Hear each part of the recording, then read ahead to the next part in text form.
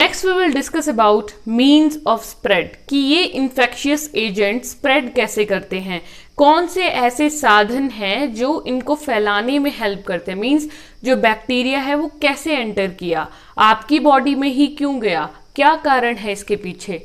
तो इसके अलग अलग कारण हो सकते हैं। ओके, नाउ देखिए, movement of microbes from affected person to other via many ways. होता क्या है कि कोई अगर एक व्यक्ति बीमार है तो वो दूसरे को भी बीमारी हो जाती है, ऐसा होता है ना। अगर एक को इन्फेक्शन है तो वो दूसरे को भी हो सकता है, उन्हीं को हम बोलते हैं इन्फेक्शियस एजेंट्स। ठीक है, वो इन्फेक्शियस एजेंट्स हैं जो करेंगे ऐसे इन्फेक्शन। और इस तरह के डिजीजेस को हम बोलते हैं कम्युनिकेबल डिजीजेस। ठीक है, कि जो एक व्यक्ति से दूसरे व्यक्ति में फैलते हैं उन्हें हम कहेंगे communicable diseases. Okay, so communicable diseases mean जो कम्युनिकेशन से होंगे। अब कम्युनिकेशन के तरीके अलग अलग हो सकते हैं, जरूरी नहीं है कि बोल के या बातचीत करके ही कम्युनिकेशन होगा। सो कम्युनिकेटेड डिजीजेस के फैलने के mode of spread different different हैं। देखिए, फर्स्ट मोड ऑफ स्प्रेड हो सकता है एयर, हवा से फैलेगा। कैसे? Through droplets. मान लीजिए किसी ने छींक मारी और उस व्यक्ति को था सर्दी जुकाम, अब आप उसके सामने खड़े हो तो अब वो ड्रॉपलेट्स आप तक पहुंच गई ट्रैवल करके कुछ, तो अब हो सकता है कुछ टाइम में आपको भी कॉमन कोल्ड हो जाएगा जल्दी। या फिर जैसे मान लीजिए किसी ने स्नीज किया, छींक मारी, ठीक है, अब छींकने के बाद उसने अपने हाथों पे ही छींका, करते हैं ना कुछ लोग, अब वही हैंडशेक कर लिया उसने अगर किसी व्यक्ति से, तो दूसरे व्यक्ति को भी क्या हो जाएगा, वायरल कॉमन कोल्ड हो सकता है। ठीक है, और ऐसा और न्यूमोनिया में भी हो सकता है और ट्यूबरकुलोसिस में हो सकता है। ठीक है, वाटर। अब वाटर से क्या डिजीज हो सकती है, जैसे कई बार क्या होता है, मान लीजिए बाय डिजीज एक्सक्रीटा, किसी का एक्सक्रीटा था, वेस्ट जो था वो पानी में मिल गया। होता है ना, पानी को क्या किया जाता है, प्योरीफाई किया जाता है। हाइड्रो पावर प्लांट जो होते हैं, ठीक है, इलेक्ट्रिसिटी जनरेट करते हैं वहाँ पे। फिर अलग अलग तरह के प्लांट्स हैं जहाँ पे वाटर को प्योरीफाई किया जाता है, वाटर प्योरीफायर प्लांट्स लगे हुए हैं। ठीक है, अब देखिए क्या होता है वाटर के लिए कि उसमें बहुत कुछ गार्बेज वगैरह भी मिला होता है। अगर उसमें गंदा एक्सक्रीटा मिला होगा वाटर में तो वो प्योरीफाई नहीं हो सकता। एक बार एक्सक्रीटा मिल गया है, ठीक है, उसका प्योरीफिकेशन अच्छे से नहीं हुआ। अब उस डिजीज, मान लीजिए किसी को बीमारी थी, कॉलेरा डिजीज था। ठीक है, कॉलेरा क्या होता है, इसमें भी लूज मोशन ही होते हैं, लेकिन इसमें राइस वाटरी स्टूल होता है। ठीक है, राइस वाटरी और थोड़ा ग्रीनिश कलर का स्टूल पास होता है कॉलेरा में। ठीक है, राइस वाटरी स्टूल तो इसमें कॉलेरा में पास होगा। ठीक है, अजीब सा राइस वाटरी स्टूल है ना। चावल का पानी कैसा होता है, पिच का, क्रीम कलर का, व्हाइट कलर का स्टूल पास होता है इसमें। इन्फेक्शियस डिजीज है ये बहुत ज्यादा, कॉलेरा। तो अगर किसी को कॉलेरा था और उसका एक्सक्रीटा पानी में मिल गया तो वही पानी का सेवन अच्छे व्यक्तियों ने, नॉर्मल इंसान ने कर लिया तो उसको भी कॉलेरा हो जाएगा। ओके, तो इस तरह से वाटर से डिजीज स्प्रेड कर सकता है। Next is via contacts. Different different तरह के कॉन्टैक्ट्स है। First is sexual contact. अगर कोई दो इंडिविजुअल, मेल और फीमेल सेक्सुअल कॉन्टैक्ट, ठीक है, उनमें अगर सेक्सुअल कॉन्टैक्ट हुआ और अगर एक व्यक्ति जो है वो अफेक्टेड है किसी बीमारी से, तो ड्यूरिंग सेक्सुअल कॉन्टैक्ट दूसरे को भी वो अफेक्ट करेगा। ठीक है, एड्स और सिफिलिस इसके एग्जाम्पल है। इसके अलावा बहुत सारे डिजीजेस हैं, बट आपने याद रखना है कि अगर एक पार्टनर को कोई वायरल प्रॉब्लम है इनमें से तो वो दूसरे को भी हो जाएगी। और ये सेक्सुअल कांटेक्ट से होने वाली, सिर्फ सेक्सुअल कांटेक्ट से ही डिजीजेस होंगी, वो हैंडशेक वगैरह से नहीं होगी, कैजुअल कांटेक्ट से नहीं होगी। Okay, next is blood to blood contact. अब blood to blood contact means इसमें क्या होता है कि जैसे अगर मदर को एड्स है, मान लीजिए, ठीक है, इसका एग्जांपल एड्स है कि प्रेगनेंसी के दौरान माँ के पेट में बच्चा है, अगर मदर को एड्स है तो वो बेबी को भी हो जाएगा। ठीक है, नेक्स्ट इसका एग्जाम्पल कैसे फैल सकता है, डायरेक्ट कॉन्टैक्ट। ठीक है, वही एग्जाम्पल इसमें आप यूज कर सकते हो। जैसे किसी को जुकाम है, किसी को कॉमन कोल्ड है, वो बार बार हैंकी से अगर साफ कर रहा है अपना नोज, ठीक है, अब वही हाथ अगर वो वॉश नहीं करेगा, किसी से हैंडशेक कर लेगा, तो अल्टीमेटली क्या होगा, कोल्ड। और कोरोना वायरस भी आजकल इसका अच्छा एग्जाम्पल है। ठीक है, डायरेक्ट कॉन्टैक्ट। ओके, सो वो फैलने का बहुत ज़्यादा एक पाथवे है ये direct contact. Next is animals. अब एनिमल्स से भी बीमारियां होती हैं। ठीक है, जो एनिमल्स होते हैं बीमारियां करने वाले, उनको हम कहते हैं वेक्टर्स। ठीक है, vectors are the common infectious animals, ठीक है, जो इन्फेक्शन कॉज करते हैं। तो इसमें आ जाएगा एनिमल्स में, बेस्ट एग्जांपल इज मॉस्किटो, सबसे कॉमन मच्छर, गंदगी फैलाने वाले। ठीक है, तो ये मच्छर क्या करते हैं, मलेरिया कॉज करते हैं। ठीक है, मलेरिया मच्छरों की वजह से होता है, तो वो इसके अंदर आ जाएगा। सो इस तरह से डिफरेंट मोड्स ऑफ स्प्रेड होते हैं disease. Will discuss about organ specific and tissue specific manifestations. ठीक है, कि ऑर्गन स्पेसिफिक और टिश्यू स्पेसिफिक मैनिफेस्टेशंस क्या होंगी। कहने का मतलब है कि अगर कोई भी माइक्रोब, कोई इन्फेक्शन आपको हो रहा है या किसी की बॉडी में हो रहा है, तो उसके प्रभाव क्या पड़ेंगे, कौन से ऑर्गन में या कौन से टिश्यूज में उसके प्रभाव पड़ेंगे और क्या लक्षण दिखाई देंगे, ये सब बातें हम इसमें डिस्कस करने वाले हैं। देखिए, जब भी बैक्टीरिया वायरस हमारे अंदर एंटर करता है तो ऐसा नहीं है कि पूरी बॉडी ही अफेक्ट होगी, ऐसा कुछ डिजीजेज में होता है, रेयर डिजीजेज में होता है। लेकिन अगर जो बैक्टीरिया और वायरस है, डिपेंड करता है कि वो कहाँ से एंटर कर रहा है और कौन सा बैक्टीरिया या वायरस एंटर कर रहा है।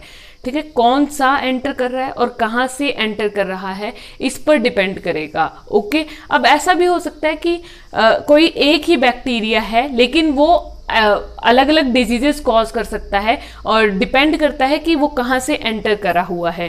ठीक है, तो on the basis of the point of the entry affected part जो है वो हमें पता चलता है। Okay, which part in the body gets affected, it depends upon the point of the entry of the microbe.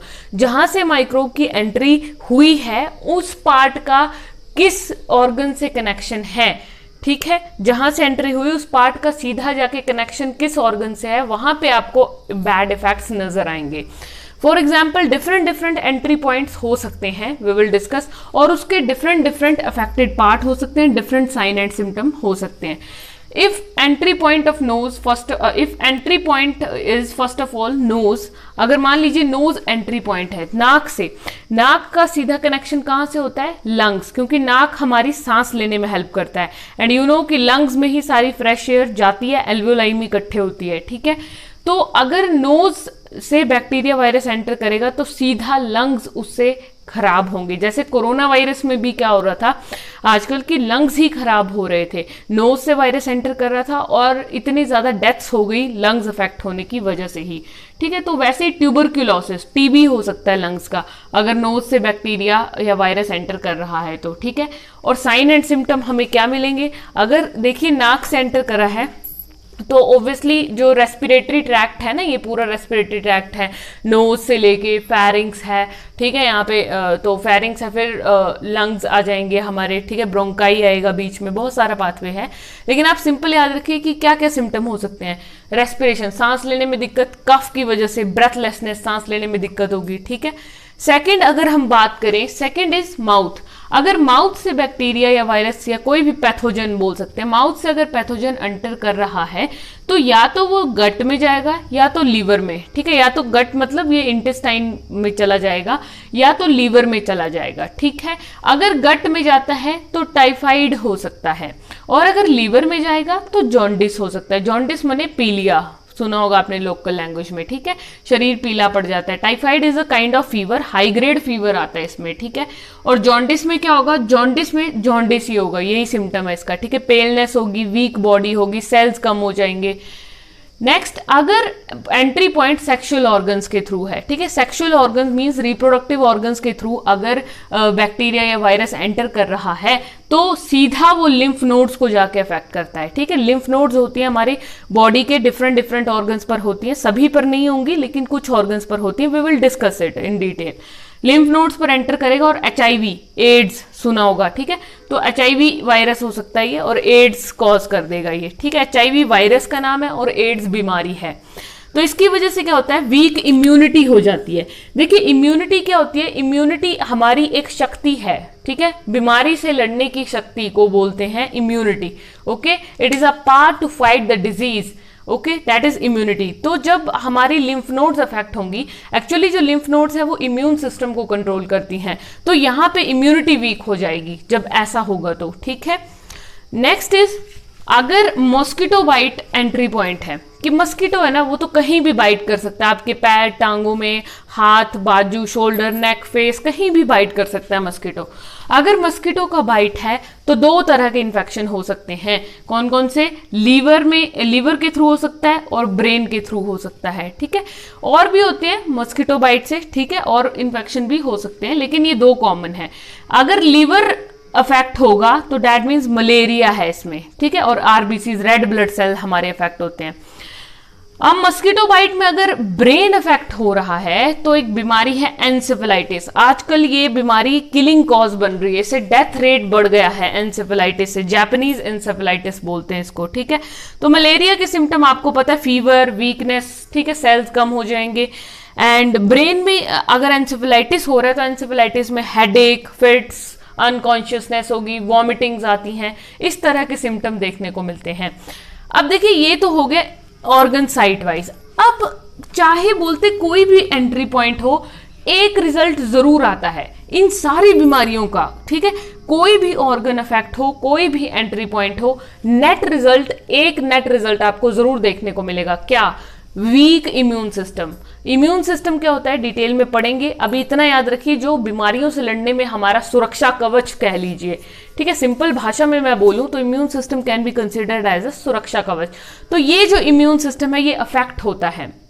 ये एक्चुअली इम्यून सिस्टम क्या करता है, इन्फ्लामेशन में भी हेल्प करता है। जब चोट लगती है, इंजरी होती है, तो इन्फ्लामेशन हो जाती है उस जगह पे, थोड़ी सी सूजन और थोड़ा दर्द होता है इस प्रोसेस के दौरान, ठीक है। कई बार फीवर भी आ जाता है, तो ये सारा हैम्पर होता है। इन्फ्लामेशन नहीं होगी, इम्यून सिस्टम अफेक्ट करेगा। डिटेल में लेटर ऑन डिस्कस करेंगे, ओके।